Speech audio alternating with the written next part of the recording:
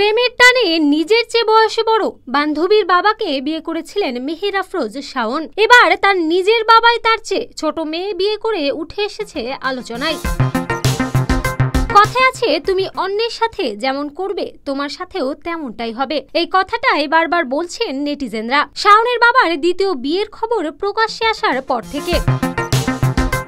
নিজের বাবাকে নাকি বেধড়ক পিটিয়েছেন মেহের আফরোজ শাওন। নিজের প্রাণপ্রিয় বাবাকে ঘরে বন্দি করে মারধর করতেন শাওন। 28 বছরের এক তরুণী নিশিকে বিয়ে করেছেন শাওনের বাবা ইঞ্জিনিয়ার মোহাম্মদ আলী। 80 বছরে নিজের বাবার দ্বিতীয় বিয়ে কোনোভাবেই মেনে নিতে পারছেন না শাওন।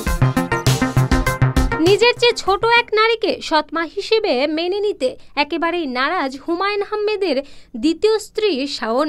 অন্যদিকে সবাইকে অমান্য করে শাওনের বাবা নাকি চুপি চুপি সেই সম্পর্ক চালিয়ে যায়। প্রেমের টানে নিজের বান্ধবীর বাবাকে বিয়ে করা শাওন নিজের বাবার বেলায় বেঁকে বসেছেন। সম্প্রতি অনুসন্ধানী সাংবাদিক ইলিয়াস হোসাইন তার এক প্রতিবেদনে এমনটাই তুলে ধরেছেন। শাওনের সৎমা দাবি করা ওই নারীর ইন্টারভিউ সহ যাবতীয় প্রমাণ এনেছেন সবার সামনে।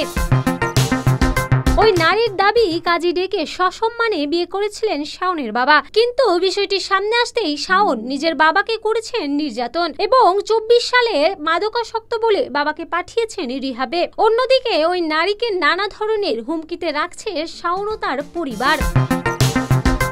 ভুক্তভোগী নিশি জানান, সেটেল ম্যারেজ মিডিয়ার মাধ্যমে 80 বছর বয়সী মোহাম্মদ আলীর সাথে পরিচয় হয় 28 বছরের নিশির। সম্পর্কে জড়ানোর সময় নিশি জানতো তার স্বামী একা, তার কোনো সন্তান নেই, কিন্তু বিয়ের পর জানতে পারে মেহের আফরোজ শাওন তার মেয়ে। তারপর থেকেই নিশিকে সম্মুখীন হতে হয় নানা রকমের হুমকিতে। সম্প্রতি এই সকল বিষয় উঠে এসেছে অনুসন্ধানী সাংবাদিক ইলিয়াস হোসাইনের সেই প্রতিবেদনে, জানিয়ে মুখ খুলতে একেবারেই নারাজ মেহের আফরোজ শাওন।